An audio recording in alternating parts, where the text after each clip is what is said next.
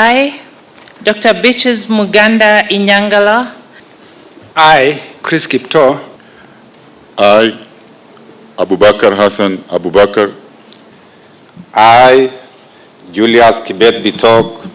I, Roslyn Kadhure Njogu. I, Amos Joroge Gadecha. I, Abraham Korir Singoei. I, Julius Kiplangat Korir. I, Edward Waswa Kisiangani. I, John Kipchumba Tanui. I, Dr. Josephine Njeri Mboru Wahogo. I, Generali Nixon Kiprotich Korir, being called on to exercise the function of the Principal Secretary. I, Aurelia Chepkirui, being called on to exercise the functions of Principal Secretary, do swear that, except with the authority of the President, I will not directly or indirectly reveal the nature or contents of any business, proceedings or document of the Cabinet committed to my secrecy, except as may be required for the due discharge of my duties as such Principal Secretary. so help me God. so help me God. So help me God. So help me God. So help me God. So help me God. So help me God. So help me God. So help me God. So help me God. So help me God. So help me God. I, Susan Auma Mangeni. I, Fantas Kimobo Kimani. Hi, Gitonga Mugambi Mukeda. I, Geoffrey Eyanaya Kaituko. I, Motari Joseph Mugosi. I, Betsy Mudhoni Njage. I, Shadrach Mwangolo Mwadime. I, Ummi Mohammed Bashir, being called on to exercise the functions of Principal Secretary. I, Jonathan Mwangangi Mweke, being called on to exercise the functions of Principal Secretary. Do swear that, except with the authority of the President, I will not directly or indirectly Reveal the nature or contents of any business, proceedings, or document of the Cabinet committed to my secrecy, except as may be required for the due discharge of my duties as Principal Secretary. So help me God. I, Abdi Dubat Fido, being called on to exercise the functions of Principal Secretary, do swear that, except with the authority of the President, I will not directly or indirectly reveal the nature or contents of any business, proceedings, or documents of the Cabinet committed to my secrecy, except as may be required for the due discharge of my duties as such Principal Secretary. So help me God. So help me God. So help me God. So help me God. So help me God. So help me God.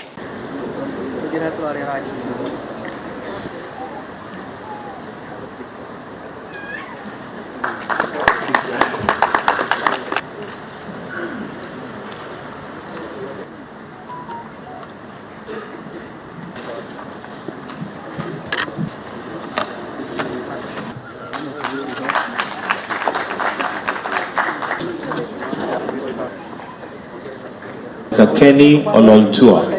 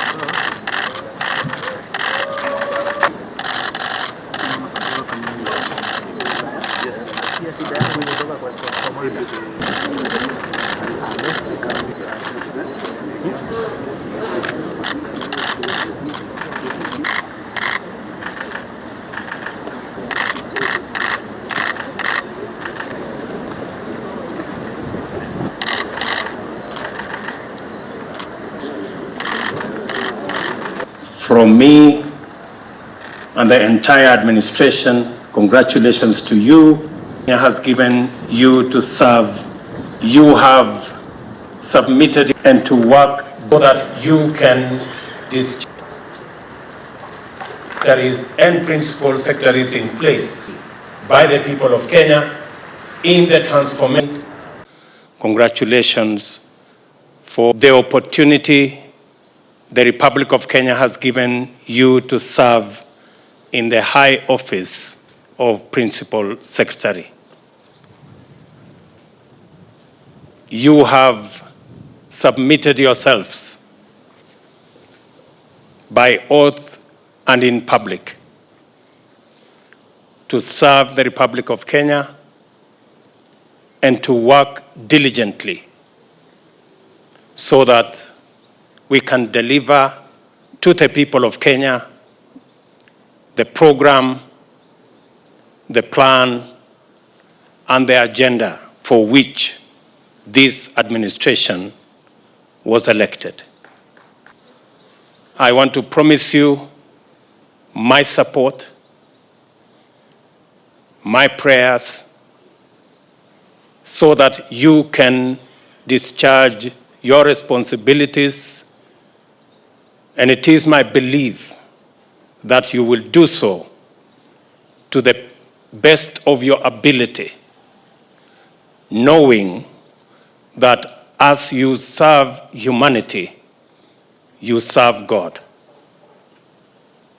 Now my expectation with the constitution of the full government with cabinet secretaries and principal secretaries in place, that the job of the government of Kenya will enter a new phase and that we will move with speed and dispatch to accomplish the responsibility given to us collectively by the people of Kenya in the transformation of our great nation. As you're all aware, the people of Kenya have very high expectations of this administration because the people of Kenya demonstrated faith beyond measure in electing this administration against many odds. The jobs and the responsibilities and the positions that you have been given are not private positions, they are not family positions, they are not community positions, they are positions to serve the entirety of the people of the Republic of Kenya. I will expect every principal secretary to work diligently and to work to the best of their ability to serve the 50 to 53 million people of the Republic of Kenya. As you are aware, the single critical asset we have as a country is not oil or gold, is not silver or bronze, it is the human capital of the Republic of Kenya. It is my belief that we will marshal all the resources of government to sharpen the human capital of our republic so that we can use it to drive our development, to drive our investment, to drive our agriculture, and to make sure that no Kenyan is left behind. As you work in the various departments that you will be working, you should understand that you are not only responsible for your department, you are not only responsible for your state department, but you serve under the collective responsibility of the entire government of the Republic of Kenya. You have as much duty, you have as much responsibility over your department as you do over the entire government of Kenya. You must carry out your responsibilities with that understanding, and all of us must work in a manner that creates synergy, in a manner that creates opportunity for us to build on the strength of each and every one of us so that we can deliver on the commitment that we collectively were given by the people of Kenya. I want to promise you that as the team leader, I will work with each and every one of you so that we can together commit and deliver to the people of Kenya. It is my expectation that the Ministry of Education will move with speed to ensure that there is synergy and there is seamless transition of all our children under the new CBC education curriculum. Yesterday, I was given the preliminary report by the Presidential Working Party on Education Reform. And it was revealed by the views of majority of the stakeholders, more than 20,000 of them, 86% decided or proposed that our children in grade 6 should move to grade 7, but junior secondary should be domiciled together with our primary schools. Many parents need to keep an eye on the young children going to grade 7, 8, and 9. It is also informed by affordability of education. I will be working with members of parliament so that the additional facilities that are required for junior secondary, the government of Kenya will work with their members of parliament so that they can be delivered on time to provide seamless movement of our children across the education ladder. I know in the same report there was suggestions from a majority of the stakeholders again that the burden of cost on the delivery on CBC, especially on parents, should be reduced. And I think the committee will finally give us its report. And also, in that report, many parents suggested that they should do less for the education of their children, and that the children are taking a lot of their time in the evenings. But I want to suggest respectfully that as parents, me included, I know I have pressure from my own daughter every evening asking me to assist in this or that assignment. And I want to ask all parents that as parents, we must know that the education of our children is not the entire responsibility of teachers, it is ours as well. I want to ask all parents, starting with myself, that we must dedicate time every day to follow on the education of our children.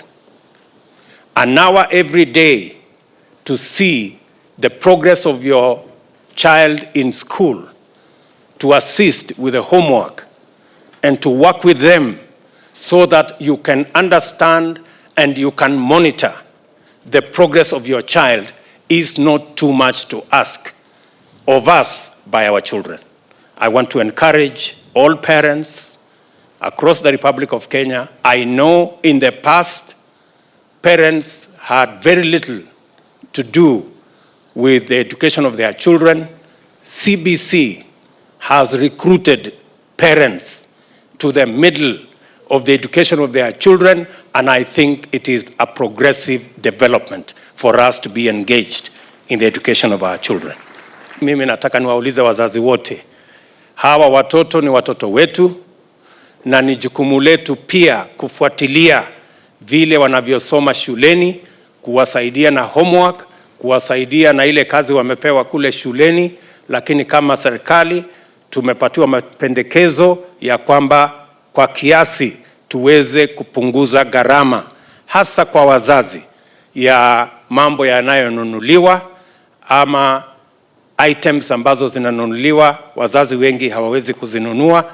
Hiyo tutaangalia, lakini kila mzazi achukue muda jioni kuangalia progress ya mtoto wake shuleni. Tusichukue watoto wetu tukawaachia walimu, and I don't think it is right for us as parents to dump our children in school and forget about them. It is our responsibility to follow through their education and assist them as they go through the process of learning. To assist in the whole of that process, we're going to work with members of parliament, as I have said, to deliver on the infrastructure required to ensure that our education is purposeful and it is ready for the 21st century. We have also authorized as government the Teacher Service Commission to hire the largest ever cohort of teachers. 30,000 teachers will be hired by January so that they can help us deliver on the most important component of preparing citizens of this country, that is education. And we will make the necessary resources available. And we have asked TSC to give priority to the teachers that are CBC compliant when they are hiring the teachers, the 30,000 teachers by January this year. I look forward to all the other interventions. I look forward to expediting our universal health coverage plan. The PS, the CS, and all the other stakeholders are going to work with me to ensure that we deliver on that plan. We are beginning the journey on making sure that our special economic zones here in Athi River, we are expanding opportunities there and the infrastructure to allow more people to come on board. I have instructed that Dongo Kundu, that was supposed to be delivered by 2027, to be brought forward to 2024. And I have also instructed that the Naivasha Industrial City be fast-tracked.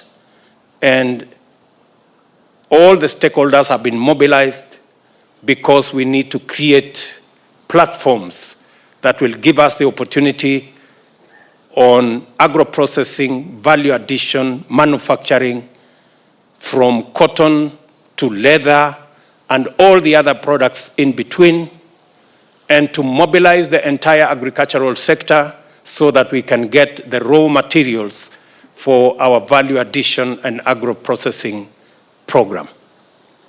To that end, by December, by this month, end of this month, the first consignment of fertilizer that will be used by our farmers next year will be arriving in the country. We have made necessary interventions. I am looking forward to working with the minister, the PS, and the bureaucracy in the Ministry of Agriculture.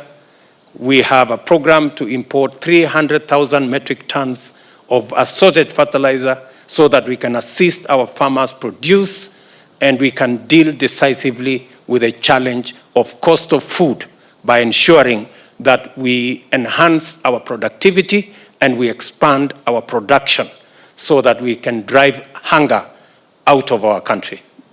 Again, the Ministry of Agriculture, I want them to know that we are going to deliver subsidy on a digital platform. We're going to do it differently. All subsidies will be delivered on the e-wallet, and I want the PS and the CS Ministry of Agriculture to begin to make sure that that technology is made ready for the delivery of our fertilizer program so that we can eliminate brokers and middlemen who occasionally give us challenges when we are delivering on subsidy on the programs that we have. We have also sorted out the challenges that have impeded the digitization of government services. We have sorted out the challenges we had with e-citizen, and I'm happy to report that by the end of next year, all 5,000 government services will be available on a digital platform. It is part of the program that we will be driving to ensure that we not only are efficient and effective, but we also are in a position to collect all the taxes due to government. I have given instructions to the Ministry of Finance and KRA that by the end of next year, the target of 3 trillion Kenya shillings must be achieved from our revenues. I know it is doable, I know it is possible, and all of us must walk the talk. And I have said that in matters paying taxes, I will lead the way. No company, no individual, no section of our society will be exempt from paying tax. Tax is the only instrument that confirms our patriotism and confirms our independence as a nation. We do not want to be a nation of beggars. We want to be a nation that is in charge of its own development and destiny. And that is how we are going to work together. 2 days ago, I did launch one of our signature programs, the Financial Inclusion Fund, called the Hustler Fund. And I am happy that by 7 a.m. today, we already had 3.5 million people on that platform, and 700 million Kenya shillings had been made available, had been borrowed on that platform. And I am also happy that we are seeing the trend of repayment, even as Kenyans borrow on that platform. I want to say that this is phenomenal, and we are starting the journey as a country to a single-digit credit regime that will ensure that citizens have access to affordable credit so that we can use it to drive the economy of our country and the progress of our nation. Ladies and gentlemen, Principal Secretary is present here, and your families. Again, congratulations from me. I look forward to working with you, and my very best wishes as you discharge your responsibilities in the various state departments that you have been assigned. Unataka kufanya nini yodo? Nataka expand business, nitaweka gari nyingine. Oh! Sasa bro, acha nikueleze. Kuna app inaitwa VIP. Unaona sasa, ukiwa na hii app, ni app yenye inakusaidia kumanage busy yako. Sasa wewe kama mse wa taxi, ukimanage transactions zako through VIP for the next 3 months, unaweza get access to loan. Na pia kulingana na design yenye unakopa na unalipa hiyo loan, wanaweza kupatia pia access to a better handsome amount ya loan. Unanipata ndugu yangu? Nakupata. Hiyo kwanza iko verified. Kabisa. Sasa download VIP leo na uexpand busy yako in the next 3 months, au sio? Kabisa bana, hata niweke sahi.